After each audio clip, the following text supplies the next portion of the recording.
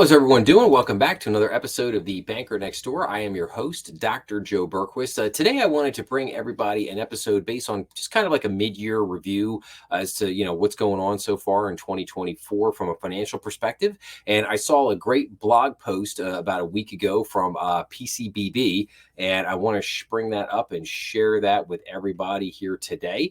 So this blog post was from the BID Daily Newsletter, and this was titled, "Are We There Yet? The Saga of the Economy So Far in 2024." And the summary just notes that, while rates haven't moved in a while, data shows some important trends moving in the right direction. They discuss consumer sentiment, the housing market, and the general economy. So let's take a look at some of the notes that they have here. So consumer and business sentiment. While consumers are still spending at a stable rate, it's clear that the wait for prices to fall on everything from groceries to loans is weighing on them. After several years of sky-high price tags on consumer goods, groups with higher income levels have persevered, while middle and lower income households are struggling. Data from Q1 of this year shows that, where investments and other assets are concerned, U.S. household wealth hit a record high because of the stock market's record run in gains in real estate. Income groups who were not able to take advantage of high rates on investments balance out their wealthier counterparts to create a mixed bag where it comes to how consumers are feeling. In a slightly encouraging trend, the Small Business Optimism Index increased by 0.8 points to a total of 90.5 in May, though the index is still below the historical average of 98. The prolonged impact of inflation and higher borrowing costs has taken a toll, but may finally be subsiding. With the November election approaching and the Fed's signals that a rate cut is likely on the way, some small businesses are anticipating a light at the end of the tunnel, while other business owners are remaining doubtful. So, okay. I mean, I don't disagree with any of that in that commentary. I mean, I think it's fine. I would just add a couple things on there. So if you watch or if you watched any of my basically my mini series on the Lords of Easy Money, I did basically a 21-part series where I reviewed the book, The Lords of Easy Money, and which is all about the Federal Reserve and basically everything that happened from the years of like 2008 through 2021. We talk a lot about inflation in that book, and we talk about the Fed's policies as it relates to inflation, and we talk about basically the two different types of inflation. You have asset inflation and you have price inflation, cost inflation. And basically in here, that's what this hints at, is that basically people, basically the Fed's policy is that asset inflation, in other words, the value of the stock market and the value of your house, if those go up, that's good. That's great. That's fine. Nothing wrong with that. If you have price inflation, okay, that's bad. They don't like price inflation because the consumer gets killed with price inflation, and that's what their I should say their wallets get killed. Their wallets get killed in price inflation, and that's bad. So the Fed has basically gone about this policy for the last 30 years of basically saying, we're not really concerned. If the stock market goes up, if the price of houses go up, that's the wealth effect. Everybody feels great, so we're totally okay with that. But we don't want prices to go up, because prices go up, then the consumer gets mad. The consumer basically starts going broke. If the consumer starts going broke, they start getting mad. They start yelling at politicians. They start, kicking politicians out of office. Politicians don't like that. So it all kind of rolls in a circle there. And you see how that goes. And then the politicians get on the Fed, you better fix this. You better clean this up. It kind of rolls and rolls and rolls. But, so in other words, but what's happening there is that, again, if you're on the higher income side, you're seeing your stock investments go up, you're seeing your real estate values go up, and that's great. You're happy with that. You might even see the value of your business might have gone up a little bit. So your wealth has been preserved, and you're very happy. You're making it. You're going. But if you're lower to middle income, you're struggling. And it's amazing to me, because I have customers, I have people that I know that I would say make very good money, make $100,000, $200,000, even $300,000 a year, and for the first time I've heard comments from people such as man, like I feel like I make really good money, and yet I feel like I'm broke. So very interesting comments. Very interesting comments right now, coming out of people. And if you make if you make 150, $200,000 a year and you feel like you're broke, I can only imagine how, somebody who's making 40,000 or $50,000 a year, I can only imagine how they must feel at the moment. Probably not feeling too good. So, but I do want to say this, like it says here, like the prolonged impact of inflation and higher borrowing costs has taken a toll, but may finally be subsiding. I don't see this. I don't see the subsiding like that. I don't see yet because nothing has moved. Like they keep saying like the cost of inflation is coming down, but are you seeing that at the food store? Are you seeing that at the gas pump? I'm not. I mean, yeah, gas prices haven't like gone through the roof, but they're still like, high threes. It's not like gas is super cheap at the moment. And every week you go to the food store and the prices are just higher and higher. So, and lending costs haven't come down, interest rates haven't come down. So how is this subsiding? I don't, so that comment I don't agree with. Okay, now let's move on to economic overview. So the unemployment rate in June crept up to 4.1%. Wage growth is stabilizing and spending continues even at a slower rate. Resignation rates are dropping off and the current inflow of immigrants has helped decrease wage pressure. Aha, there. Yes, now we've gotten to a key one, but we'll come back to that in a second. When reviewing the most current consumer sentiment data, we see an incremental rise in election bias, which on a historic basis only grows as we get closer to the election, which makes it even harder to parse current and future spending behavior and business activity. Also, the market is predicting the first rate cut to happen at the September FOMC meeting. So, if I'm kind of reading between the lines here, we see an incremental rise in election bias. So, so in other words, what are people feeling? I would say that the sentiment has definitely shifted, that people are feeling that if Donald Trump gets reelected, they're going to have better, things are going to go better and their economy is going to go better. They're going to have peace, as opposed to Biden, where his, Biden economics have proven to be a failure and are just not working for anybody.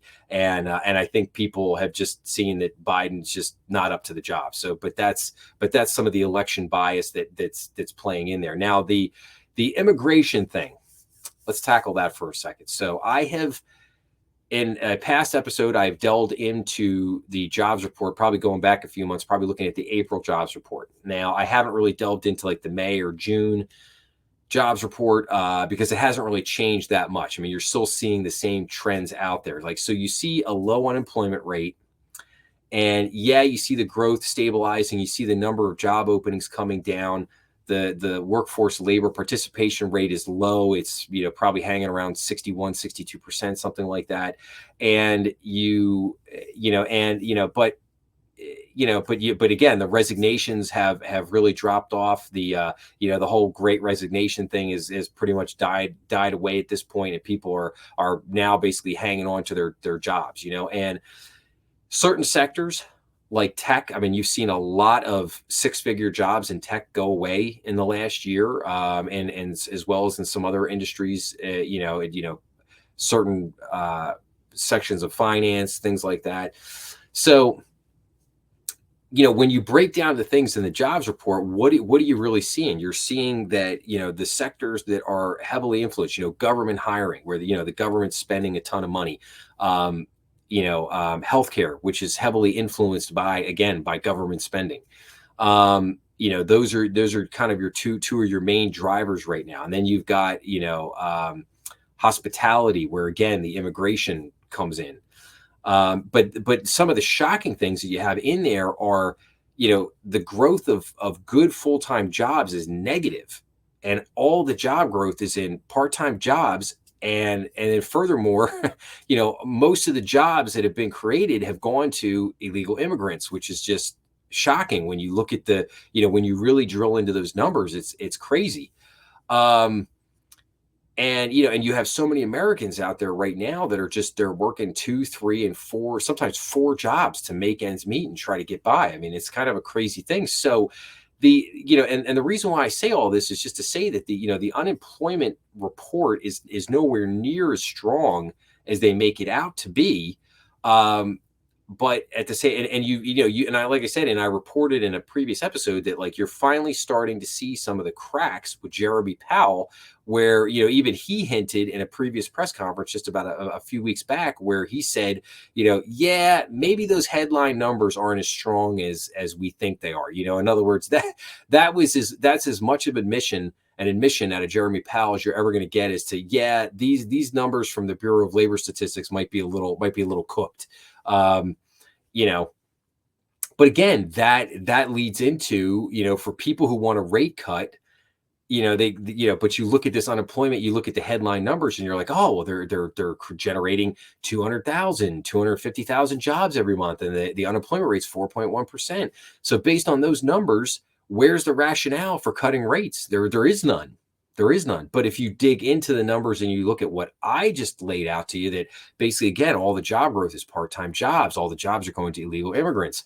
The number of good paying full-time jobs is negative. You look at that, all of a sudden it's like, well, yeah, maybe some rate cuts are justified here because we need to stimulate the economy a little bit.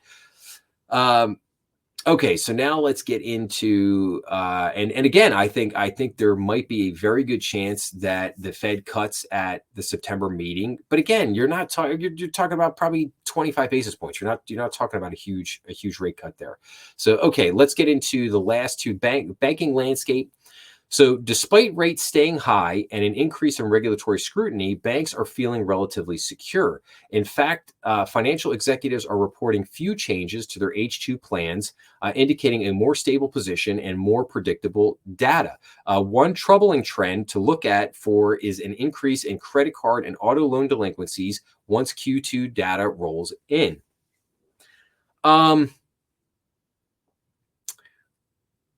This is an interesting one, because I look at this and I want to agree with it, but I have a little, you got it. You've seen the number of troubled banks increase, not a ton, just a little bit, but you've seen the number of troubled banks increase. I think you got 63 banks on the troubled list now, but you got another like 247 banks that basically are losing money, have negative net income, and then you've got thousands of banks, thousands in the country that are still dealing with massive unrealized losses on their bond portfolios, which is it's one of those things where it's like, it's not causing a problem at the moment, but those banks also got to keep their fingers crossed and hope that nothing else causes another, there isn't something else that rolls in. In other words, if they start having delinquency in their loan portfolios, if they can't continue to grow their loan portfolio, if there's not enough loan activity, if there's, that you got the margin compression, if there's other things that roll into that, they could end up in some trouble, or they could end up with just some really kind of tough, lean years. So we'll have to see. Yeah, I mean, well, like I said, we'll have to see how the rest of the year plays out on that. But I do think that, that I would definitely say the credit card, the auto delinquency, student loan delinquency. There's definitely things that banks need to keep an eye on here. So, and then the last thing is housing trends. As far as the housing market, the more things change, the more they remain the same. Mortgage rates are still at their highest point in over 20 years, and home prices are creeping upward again. The one break from recent trends is that housing inventory is actually up 18.5% year over year, according to data from the National Association of Realtors. Yet, despite would-be purchasers having more properties on the market to choose from, homes are staying on the market longer, on average 24 days in May, compared to an average of 18 days a year before. Chairman Powell said after the committee's June meeting that the best bet for the housing market to normalize is for inflation to come down so that the Fed can decrease rates. Overall, while consumers and businesses alike are awaiting changes in the economy, there are still indicators that things are moving in the right direction. So again, this gets back to the whole idea of asset inflation. you've seen the inventory is ticking up. It's up 18.5% year over year, but the price of houses is still going up. So part of that is the inventory is just there's still not quite enough inventory on the market yet to kind of stave off some of that. But a lot of this again is being driven by asset inflation, asset price inflation. That's why you're continuing to see the value of houses go up. And Powell is correct. Yeah, the best bet for normalizing is to see inflation come down, but he's also got to specify what type of inflation are you talking about.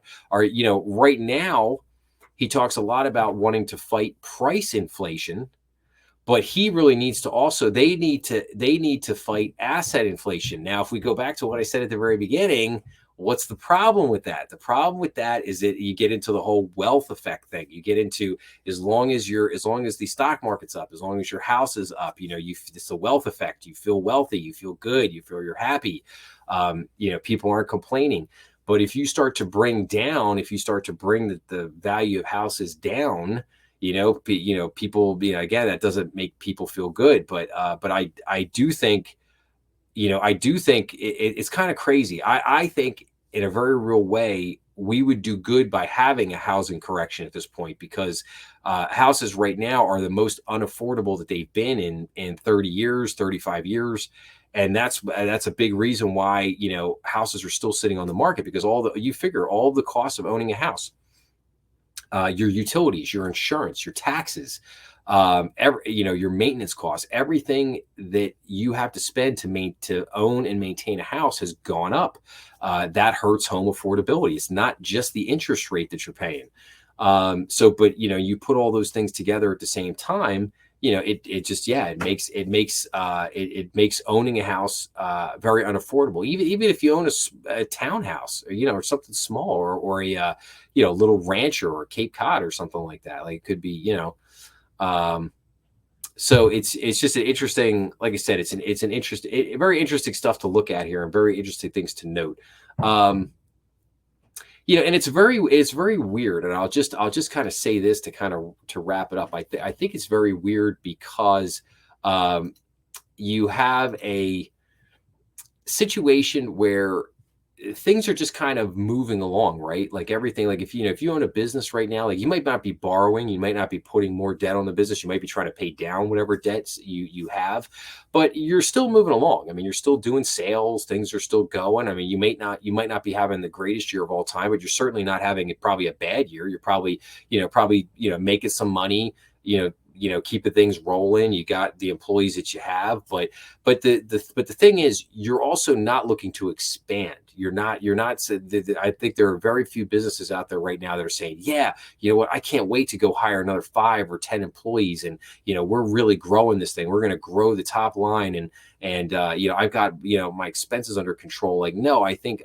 a lot of businesses are just struggling to, like, if they're kind of maintaining the status quo at the moment, they're happy. They're like, okay, costs have gone up, health insurance is up, wages are up, everything's up, and I'm dealing with it. I'm making do. The top line revenue is still pretty good. We're still making money.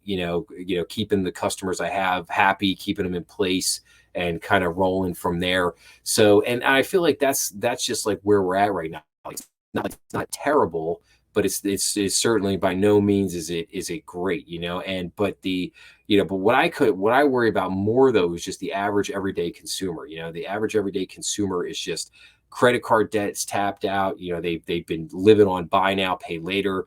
And like I said in here, your credit card debt, your auto loan debt, your student loan debt, like all those things, at what point, the question always becomes, at what point does the consumer just become tapped out? At what point does the consumer basically like, all right, I've had enough, man. I had enough. I'm out. I'm done. I'm broke. I can't do no more. And I need some help here. Otherwise, I'm not going to be able to stay afloat here. So and we just haven't gotten to that yet. I mean, I feel like we should have gotten to that at this point, but we haven't. So again, very, very fascinating year. Very interesting as this thing continues to roll along. I did put a link to this blog post in the description below if you want to go check it out yourself, or check out PCBB's daily newsletter, which is a great newsletter, by the way. I've loved it. I've been an avid reader and subscriber to that for many years, and they do an excellent job with it. So definitely go check that out. But I would just wrap it up by saying, if you like this episode, please make sure to like, share, and subscribe. That always helps the channel. Please remember that we are on YouTube, Rumble, and all major podcast platforms. Please make sure to leave your comments down below, and keep an eye out this weekend. I will have more episodes coming out this weekend, along with a very good interview that I'm extremely excited about. So keep an eye out for that. I hope everyone had a great week. I'll see you this weekend with the episodes that get posted up, and I hope everyone just stay safe out there. All right, see everybody again soon.